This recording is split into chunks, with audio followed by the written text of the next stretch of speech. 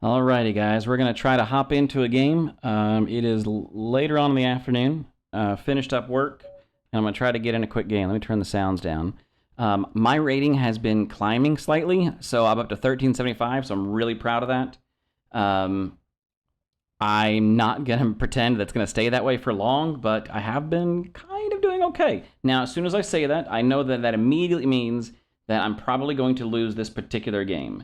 So just keep that in mind that I'm fully aware that I'm jinxing myself. This is an early bishop out, but he's just trying to get it out before he closes the door. Oops, not there. Get it all the way up there. Get her up there. So I'm playing my Queen's Gambit declined line that I have been known to play. Next on the list is to figure out what to do with my bishop. The two most intriguing options right now.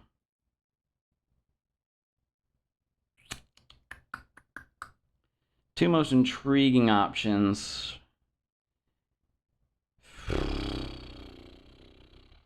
Let's just go to the e7 square. I'm not ready to trade off yet. I am debating on throwing my knight way down the board. That's a little early in the game to try to take over that square, the e4 square, but actually, before we do anything, do we want to... Yeah, let's just prepare, just in case my opponent gets any ideas.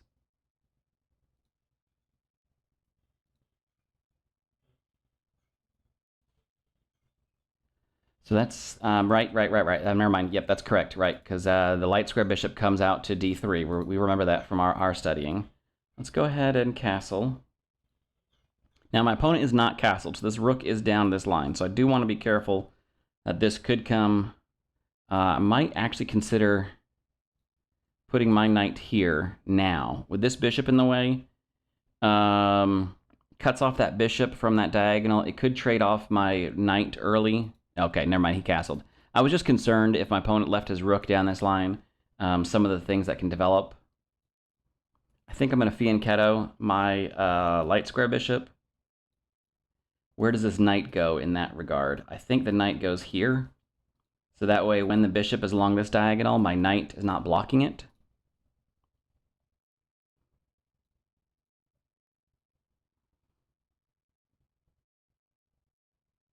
So bishop's going on the long diagonal. My own knight is not blocking it. If my opponent finally pushes c4, then we can make our trade happen, and my bishop is activated.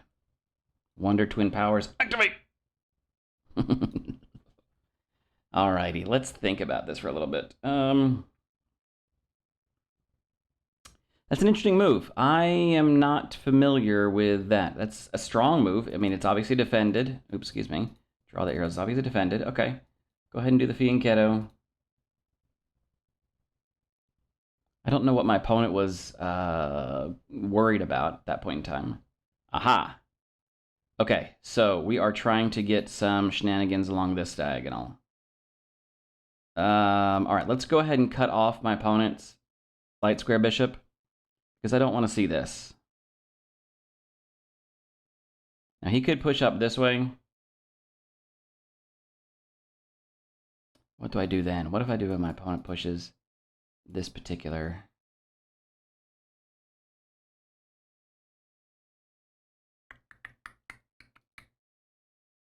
Oh, I trade.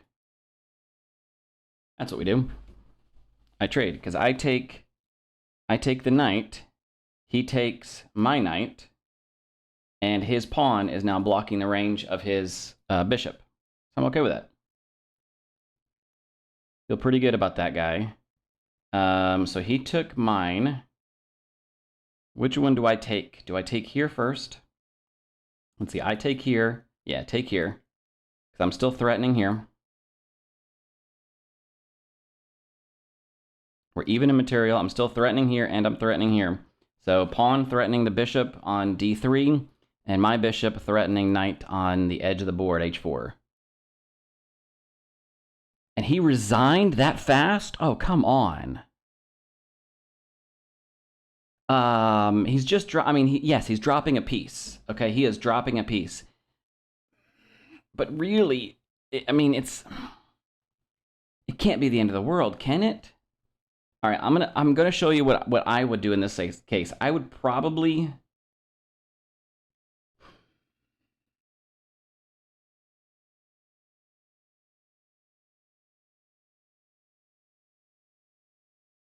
let me think. Let me think for a second. Is there a way to defend both? Not really. There's not a way to eliminate this pawn and this bishop that I have to get rid of. What could I do with it?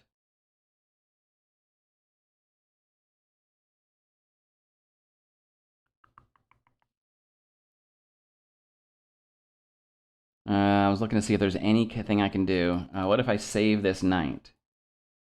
No, this knight can't even be saved. Yep, the knight can't even be saved. So the knight is a dead knight any way you look at it. So I would probably just take here. I take there, and you drop a whole piece, I guess. I guess that's the best you can do. Well, the jinx did not kick in. We have now gone up 6 more points. So somehow my rating has started to climb. I do not like to look at rating because, and honestly, guys, like if you look at my in-game name, this Agent Cornbread, this was supposed to be a joke account that I just used to train and learn, and then eventually I would make a real account under my real name, and then like use that once I know what I'm doing, and like I could then basically do my placement games at much higher level, and then maybe kind of start at a higher level and be proud of whatever. But like I've played so many games now under this joke account, I'm leaving it. It's no longer a joke account, so I'm not really looking at rating because at any point in time I know that I can throw my account away, open up a new account, and then play games based on the lessons that I've already learned under my real name. So I'm not worried about my rating, but I'm also at the same time kind of proud that I'm now pushing closer to 1400. With the 6 points added to this, this becomes 1381. That's the highest I've ever been by a long shot. Anyway, all right, so my opponent starts off with a queen's pawn game. We respond, flexibility. Let's just leave the engine on and just kind of see how this game developed.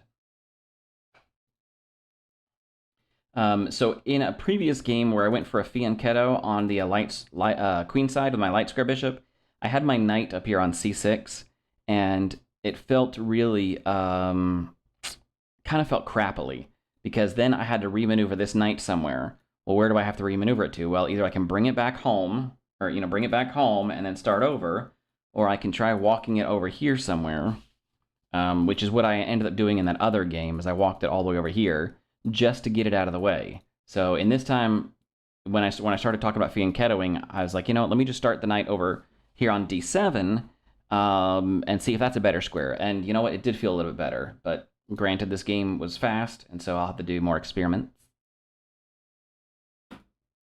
Just castles. Yeah, so a very balanced game so far. Just following standard developing moves.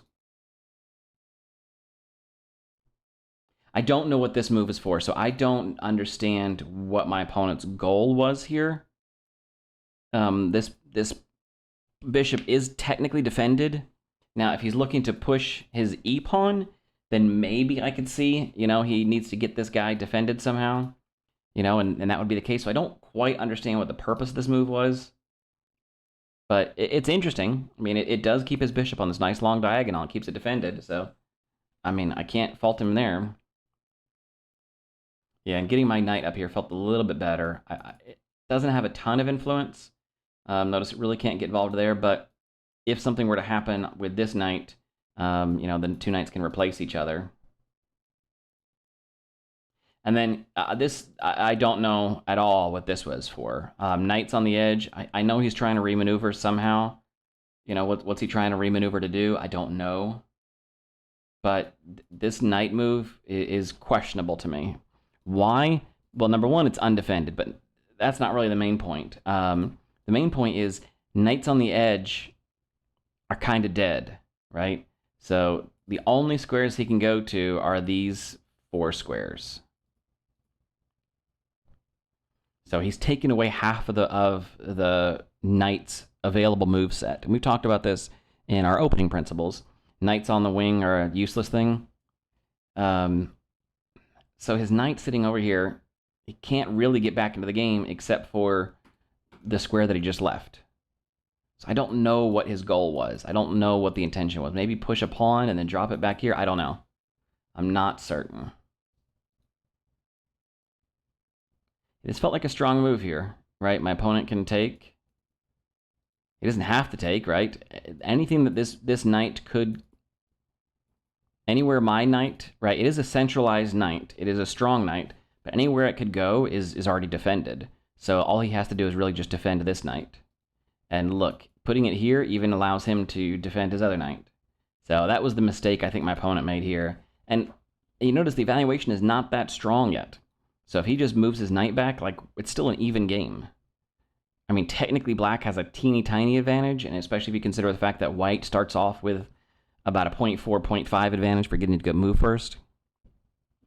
But even then, that's so tiny. In the games that we play where we drop pieces, like a 0.1 is nothing. Less than nothing, honestly. But yeah, as soon as he left this unguarded, it became basically a full dropped piece.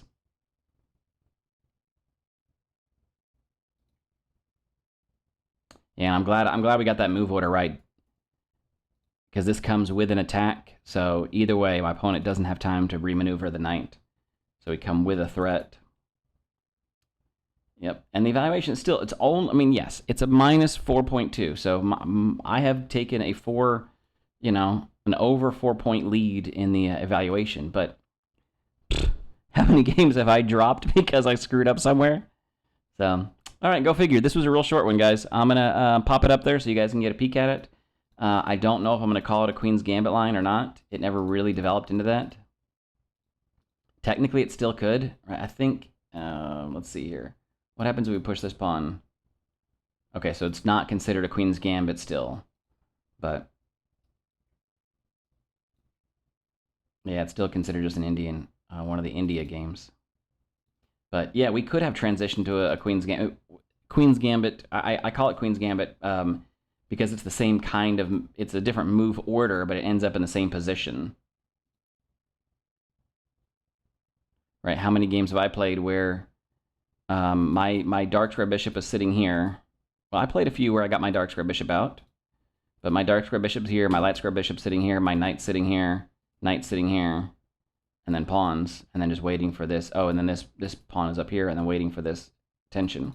All right, well, I'll probably add it to the Queen's Gambit group of games, but you guys tell me if it actually belongs or not. It never got there. Anyway, guys, all right, this was a fun game. I will talk to you later. Bye.